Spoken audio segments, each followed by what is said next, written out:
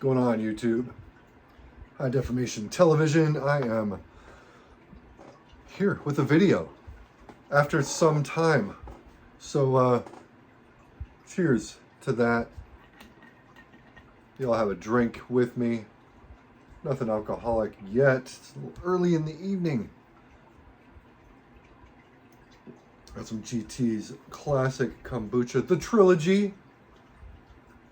It's good shit. It's been a minute. It's been a few minutes. Had a lot going on, and I'm not going to sit here and bust out my entire life story for you guys. I'm sure I've talked about unemployment, not knowing what to do, uprooting, completely changing my life after 16 years, same job. It's been a wild 2023. Last 6 months have been especially, I don't want to say brutal. They've been really definitive for me. It's weird when you get to be this age and you have to completely change things that you are absolutely 100% adjusted and used to. Keeps you humble, really. At any rate, I decided in the last 6 months what I want to be when I grow up. I'm now licensed or certified to do what I want to do when I grow up. I'm not going to get further into it. It has to do with fucking my health, your health, people's health in general, just health. Stay healthy. It's taken a lot. It's taken a lot of personal motivation, external motivation from family, from friends and loved ones. It's taken a lot of just gumption, for lack of a better, more modern word, to get to where I'm at this point. And I'd be lying if I didn't say that music has played a huge part in being a motivator for me these last 6 months. So I thought it'd be cool to just talk about motivating records. Specifically, these are records, probably the records that I went through and looked. These are probably the records that I've listened to most since like May. That's a lot because I listen to a lot of fucking music, guys and gals. So really pinning that down to like a handful of records and cassettes, daunting. Luckily, I've got Apple Music and fucking Bandcamp stats to rely upon. So yeah, we got 4 records, 4 tapes. These are really the things that kept me fucking moving over the course of the last, however many, what did I say? I already said it like a bunch of times, 5-6 months at this point.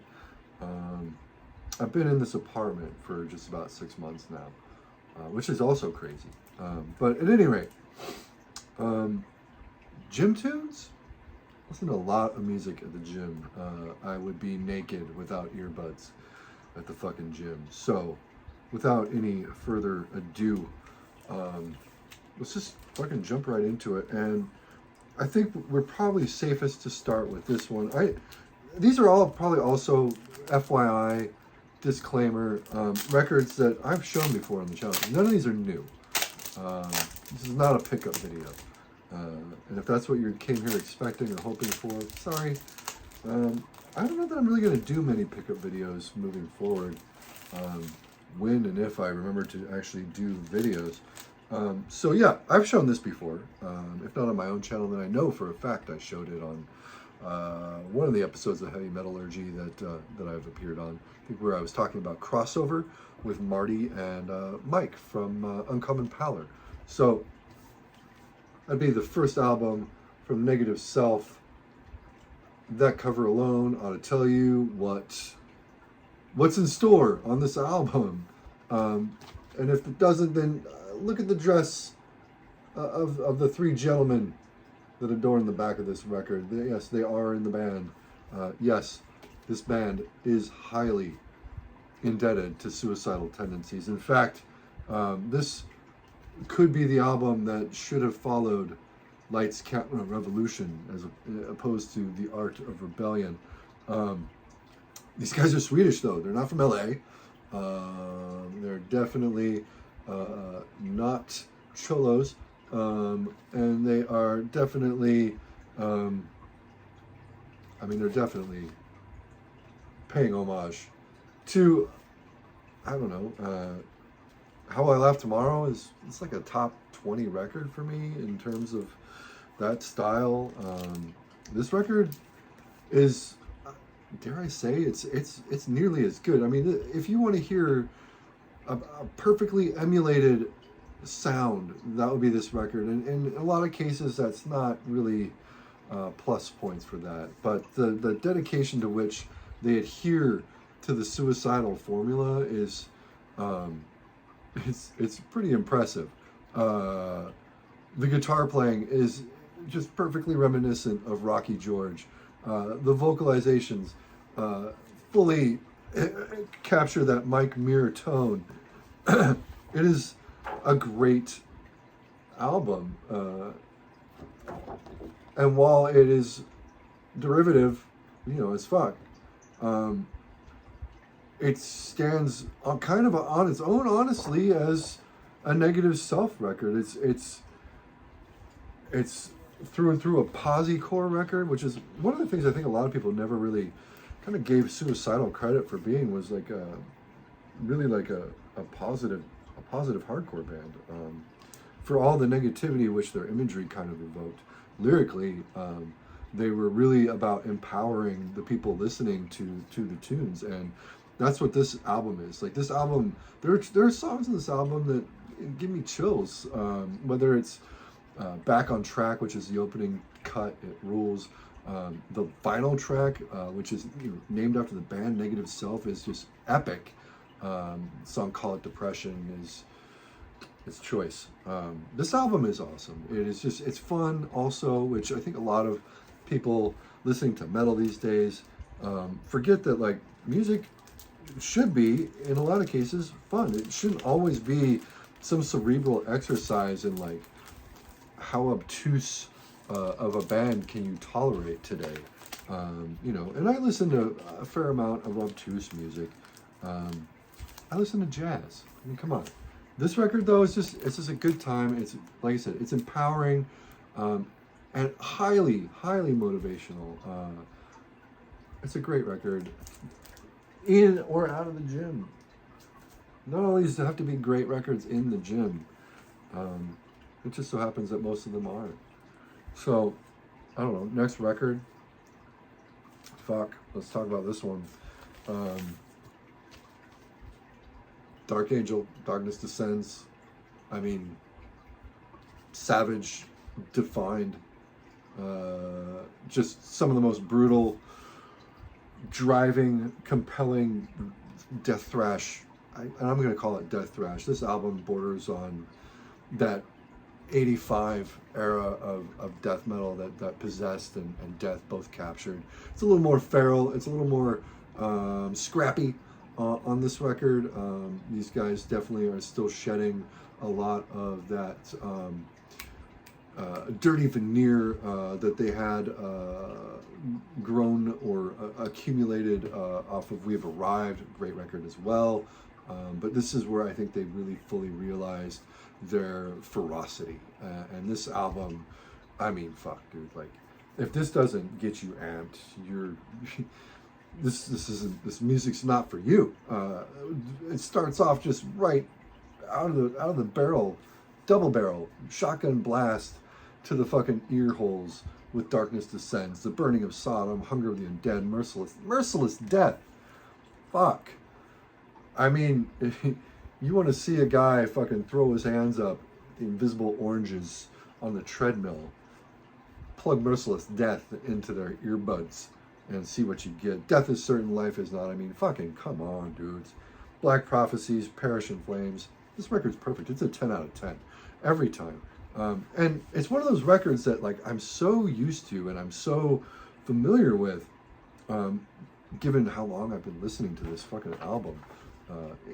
Printed insert, not that it matters. And like I said, this isn't a pickups video, so it's not like I need to impress you with you know, the innards of these albums. Gray Camo Combat labels. This album just shreds. It shreds, and it's an album that I think defines to a certain degree an era, along with a few other albums, as well as a genre. But it also kind of defines where I came up musically, because this is one of those really pinnacle records for me in terms of when I started listening to it. The first time I heard this was probably like 97, 98, if I had to guess, which is a little late, you know, for the record. It was already 10 years old plus at that point. But for someone like me, you know, I was listening to a lot of like early Sepultura, a lot of early Sarcophago, you know, some of the early Euro thrash shit like Sodom, Creator, mostly all from Germany. Not a lot of American thrash, you know. Of course, Slayer to a certain degree. The first few Metallica records, Lightning though was really the one that fully resonated for me. You know, some Testament, but this record, I the first time I heard it, I was like, what the American?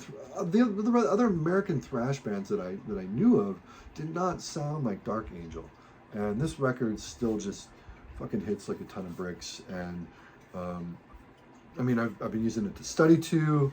I've been using it just to amp myself up at the end of the day when I got to remember, hey, you know, tomorrow is worth getting to as well.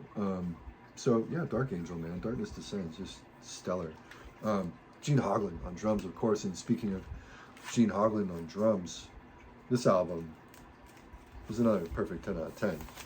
A little bit removed from Dark Angel, talking about strapping a lad with a city. I mean, this album, stellar. If this album doesn't, like many of these, if this doesn't get you moving, you might be dead. You might be a corpse already. Rad visuals on this. It's a reissue from fucking Listenable Records and Century Media, who's put it out originally back in the 90s. This album sounds just as amazing and fresh and forward-thinking, almost alien as it did when it came out, which was like, what year was that? 99? I want to say maybe 98. I think 99. It doesn't say right here on the cover. And you know, for all intents and purposes, it doesn't really matter because this shit is timeless. Every song on here is perfect. They all give me fucking goosebumps. I mean, you've got Velvet Kevorkian, which, you know, is the intro, segueing into All Hail the New Flesh. That scream Devin Townsend lets out, that shriek, that shrill fucking exasperated holler. It's just perfect, man, and it just stands the hairs on the back of your neck on end. I love this album. Like, it just, that's that one moment. Oh my fucking God. That's not me saying that. That's a track. That's the third track. Perfect. Perfect cut. And fully embellishes why the album City is so amazing. Oh my fucking God. It's, oh my fucking, that's the record. Detox. I mean, you've got Room 429, which is a Cop Shoot Cop cover, and I've never really hidden my general disdain for a lot of covers done by metal bands or by punk bands. In this case, I like the Strapping Young Lad version better than the Cop Shoot Cop version. I like Cop Shoot Cop. I like them a lot. But that Room 429 cover is killer. It's a perfect way to end the B-side of this album. The spirituality, Centipede, what a way to close out the record. And then of course, this is a special edition. It's got demo cuts, you know, on the D side. I'm not really listening to those demo cuts a lot, if I'm honest. It's a three-sided record as far as I'm concerned, but perfect one at that. And this one, if I had to attribute one record for really just letting me latch on to its positivity because while this is a raging, brutal record, and there are some serious cuts on here, but overall, one of the things I really appreciate about these early Strapping and Lad records, even the first one, as heavy as a really heavy thing, was Devin's sense of humor. Devin Townsend is never for a lack of not taking himself too seriously, and it's a lesson that I think a lot of people involved in the scene really ought to note and, like, you know, take into account for themselves, because there are way too many people. Again, look at these pictures are killer, and that color, the colors on those photos and on the back here, really, as well as the circuitry on the front, just evoke what this record is about. It's just huge, neon lit megalopolis of cacophony and chaos, as well produced as you could hope it would be. It's like if Ministry took steroids and Al Jorgensen wasn't a piece of shit. You'd get this. And I like Ministry. I'm not gonna lie. I'm not gonna front. But killer, this album. It's one of the primary sources of really keeping me going, especially the last couple months, which have been tough. I'm not going to cry about it though.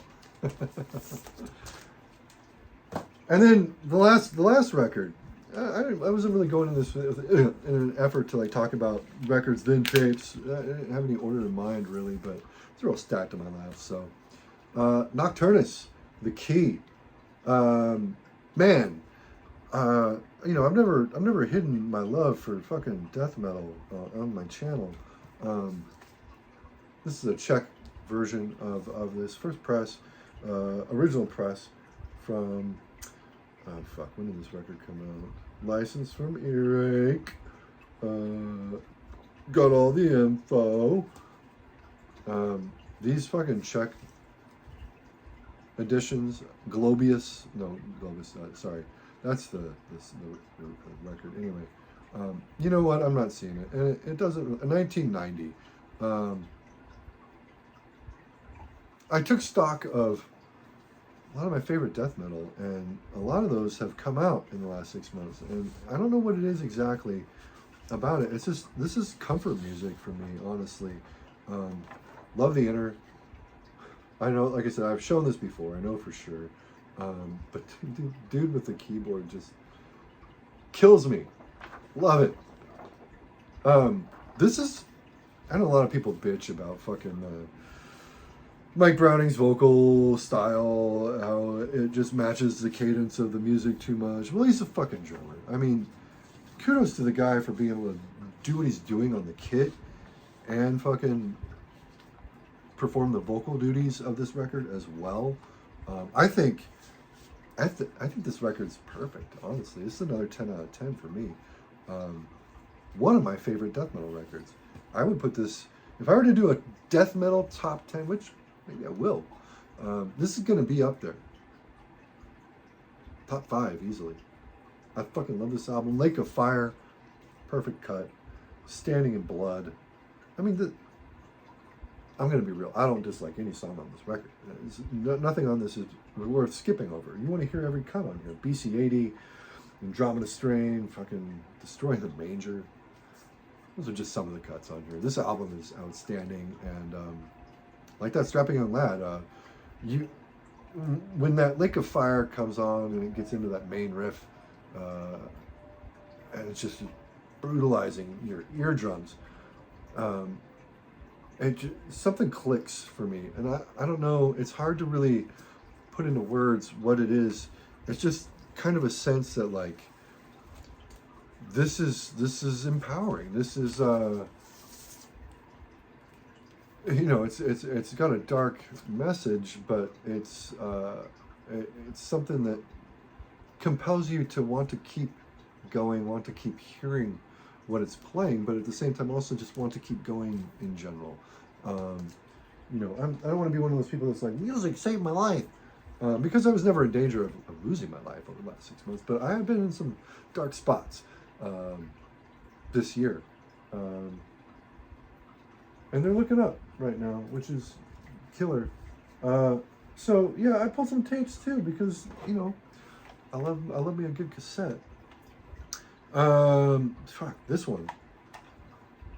Morbid Angel, Formulas, Fatal to the Flesh. This is for my money. It's probably my favorite Morbid Angel record. It's hard to pick between this, or Altars, or fucking Covenant, or even Blessed Are the Sick is another favorite.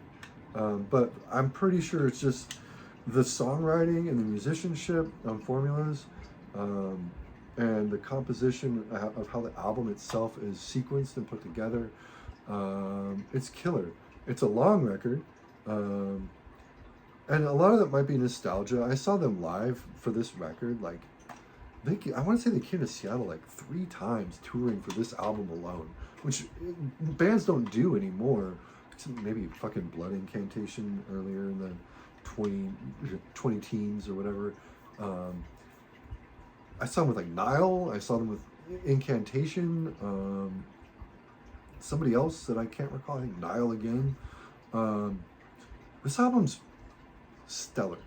I have no complaints about this album, and it's another one. It's another just start to finish, just like, hey, you're in the doldrums. Fucking pick your head up off the floor. Put your shoes on. Even if you're not gonna leave the house, put your shoes on, and fucking just do something. Something. While this music is fucking playing and filling you with some sort of sense of just like vitality. And that's what this does. I don't know if it's just like the cosmic nature of this album specifically. It's not as infernal as you know, the tones you get in albums like Altars of Madness or Blessed Are the Sick or Covenant or even Domination. But this fucking trounces Domination for sure. I don't know what it is about it. It's just a fucking killer driving source of forward momentum and propulsion. It's awesome, and I cannot sing the praises of Formulas Fatal to the Flesh enough. This is another fun one, another one that is just driving and compelling. And you might think I'm a goofball for including this one, but this one has been on the deck, the tape deck, a lot. It's been on my Apple Music queue a lot. I mean, that's this one from Pungent Stench, Masters of Moral, Servants of Sin. I don't think I have ever shown this one on the channel. This is not a common cassette. And, you know, I started with that Morbid Angel. It may be my favorite one. This may be my favorite Pungent Stench. You know, I thought up until this year that Been Caught Buttering was the best Pungent Stench, and it's a great record. But this album, a lot of people I think don't care for it because it kind of was where they really started doing the whole death and roll thing. And not a lot of bands managed to do death and roll real well. In tune, we're okay with Wolverine Blues, but Dismember's massive killing capacity is pretty much a turd. And I'll stand by that. I'll die on that hill. I know Grave did like a death and roll thing, and it was trash. Like the one era of Grave that's like not good. But for Pungent Stench, this was like, I think, honestly, where they really kind of hit their niche. It is still death metal as fuck, but it's catchy. It's rockin', raucous as hell, and you can understand what he's saying, which I think differentiates this a lot from some of the other earlier Pungent Stench projects. Club Mondo Bizarro, that's another one. If you listen to that, you didn't realize we're going to go into like a more death and roll sort of scenario, then yeah, I don't know what record you fucking heard. You obviously weren't really listening to Club Mondo Bizarro. This record's fucking perverted. It's demented. It's obtuse, not orally obtuse, but it's like immaturely obtuse. This is not a politically correct record. It's dirty. It's gross. It's perverted, deranged, but it's a fun as hell listen. I mean, yeah, there's not much I can say about this to not like, blow smoke up its ass, I guess. Great album, super fun. It just is one of those records that I've been able to listen to and put on consistently. That's put a smile on my face. And another one that's done that for me is this one right here. Too Fast for Love, Motley Crue. No irony. This is a 10 out of 10 record. I love this album. It's Electra Cut. Columbia House Music Club edition. I would love a Leather Records edition of this album. That's a grail of mine. This is one of those time and place albums, man. Motley Crue, 1981. For my money, there was nobody that sounded like Motley Crue when this album came out. Nobody that was doing what Motley Crue was doing when this album came out. They were blending like the early formings of American speed metal with just like the LA sleaze scene of the 70s, along with the New York sleaze scene of the 70s, and what would become known to be glam rock and punk, all in one, like, just, I mean, immature, fucking childish, knuckle dragging stomper right here. I mean, that cover is what the album sounds like, and that's stellar. That's killer. I mean, if you don't know it, who are you even? And if you don't like it, I mean, I guess go listen to your fucking weird, fucking avant-garde black metal, fucking Portal sounding death metal bullshit. Livewire, Come On and Dance, Public Enemy #1, Take Me to the Top, Merry-Go-Round is a good time. Piece of Your Action, Starry Eyes, the title track, On With the Show is a great way to end the album. It's a 10 out of 10. No irony.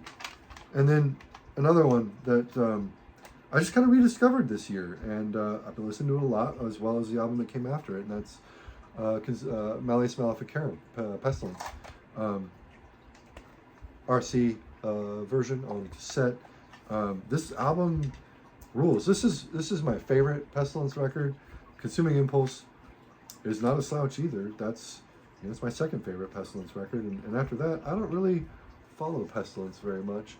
Do you remember when you could actually read the lyrics in tape cassettes? Because I do, and I don't know how I ever managed when I was younger, because shit just looks like blur. Anyway, this album's awesome. It is a thrashy, proto death metal stunner. This thing is a masterpiece, in my opinion. You got Martin Van Druden's like unmistakable vocals, and just some of the best proto death metal thrash out there, next to like Morgoth's Resurrection Absurd, or fucking the first Sinister record, Crossing the Styx, or that first Incubus full length that was put out by not the first Incubus full length, but the first one that was put out, Roadrunner, before they were forced to change their name to the far inferior Opprobrium. Anyway, Pestilence, Malleus Maleficarum, of course, relating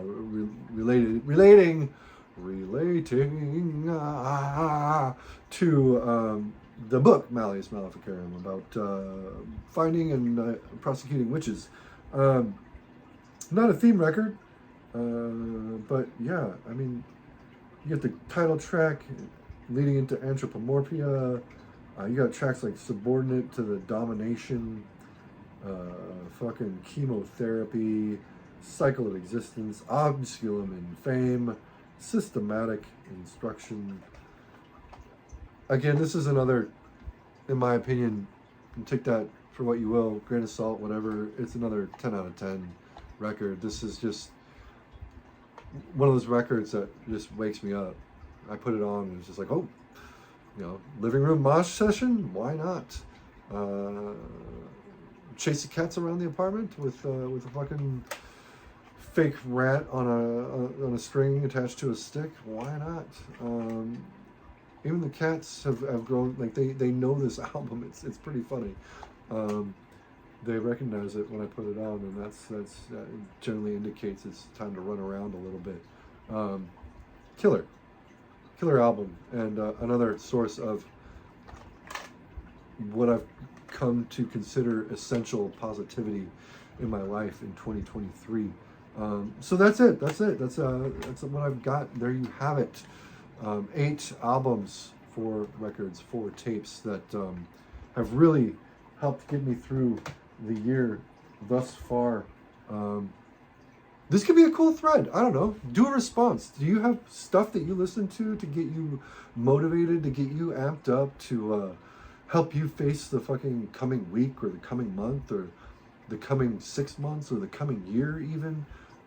It's not a topic that I see discussed, and I don't know if it's because people on YouTube don't want to get too deep, or if they don't want to disclose too much information about themselves. I consider myself a fairly private person, but I had a good time, like, just kind of evaluating what I've been listening to primarily these last handful of months, and quantifying why they've been important. And I think running through them just now maybe shed some light on that, for not just for myself going over it verbally to the camera, but to you guys too. And I'd love to see responses to this if anybody wants to. That'd be cool. That said, I'm going to cut this one off. At this point, we're over 30 minutes. I actually didn't mean to go that long, but a guy can talk. That said, I'll be back. I should be. I got a few ideas for some cool shits I want to throw out there into the YouTubeverse. And one of these days, I'll probably be back with Nikki for our Sunday streams. We got to work that out. I need to really weigh out whether people are really even watching that. We have fun doing it, but the audience seems pretty fucking small. So on that note, YouTube, thank you for stopping by. If you got anything to say or add or comment on, down below, do your thing. I will respond, as I always do. And I'll be out here myself watching your vids, commenting on your vids, hopefully, maybe, if I'm not just watching it on the TV at like 2 o'clock in the morning. That said, about YouTube, take care of yourself, stay healthy, and don't be shitty to yourself or to others. Peace out.